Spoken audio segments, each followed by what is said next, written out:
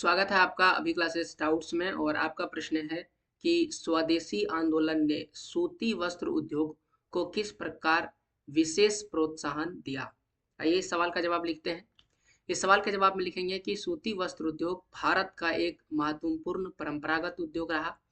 British शासन काल की प्रारंभिक अवधि में अंग्रेजों ने सूती वस्त्र उद्योग को प्रोत्साहित नहीं किया, यानी शुरुआत में जब ब्रिटिश थे तो उन्होंने इसे बहुत कम प्रोत्साहित किया। वो चाहते थे कि भारत जो है, भारत में उत्पादित कच्ची कपास, ये जो कच्चा कपास है वो ब्रिटेन में स्थित मानचेस्टर या फिर मैनचेस्टर कहते हैं तथा लिवरपूल नगरों में कार्यरत सूती मिलों को निर्यात कर देते थे। यानी यहाँ से कच्चा माल वो अपने देश ले जाते थे और उन मिलों में तैयार सूती वस्त्र वहां से जो है वस्त्र तैयार किया करते थे और फिर भारत में विक्रय किया जाता था। इसीलिए वो भारत के जो सूती वस्त्र उद्योग है इसे प्रोत्साहित नहीं करते थे।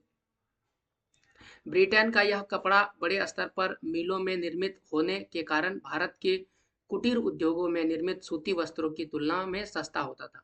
क्योंकि ब्रिटेन में ये मिलों यानी कि मशीनों की मदद से बनता था तो ये थोड़ा सस्ता होता था। 19वीं शताब्दी के उत्तरार्ध में सर्वप्रथम मुंबई और अहमदाबाद, ये दो स्थान है, मुंबई और अहमदाबाद नगर में सूती वस्त्र मिलों की स्थापना की गई तथा देश में सूती वस्त्र उद्योग का तेजी से विस्तार होने लगा। उसी समय ब्रिटेन में निर्मित सामान का बहिष्कार करने तथा भारत में निर्मित सामान को उपयोग में लाने के लिए भारत में एक देशव्यापी आंदोलन चलाया गया। ठीक है, तो ये आंदोलन जब चला तो उस आंदोलन का नाम क्या था? स्वदेशी आंदोलन।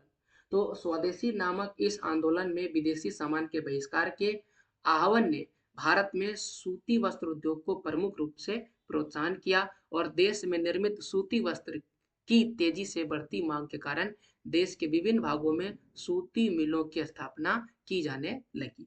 और यही कारण है कि जिसकी वजह से स्वदेशी आंदोलन की वजह से भारत में सूती वस्त्र उद्योग को एक विशेष प्रोत्साहन दिया गया।